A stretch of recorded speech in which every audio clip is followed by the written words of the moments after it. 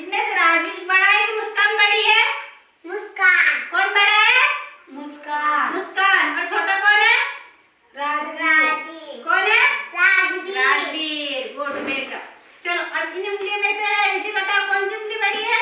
चल आ जाओ तुम बताओ कौन सी बड़ी उंगली है? ये तो छोटी है। ये चलो जाओ बैठ जाओ। चलो खड़े हो जाओ। ऋषि खड़ा हो जाओ। खड़े हो जाओ तुम भी। चलो इधर सामने खड़ा हो।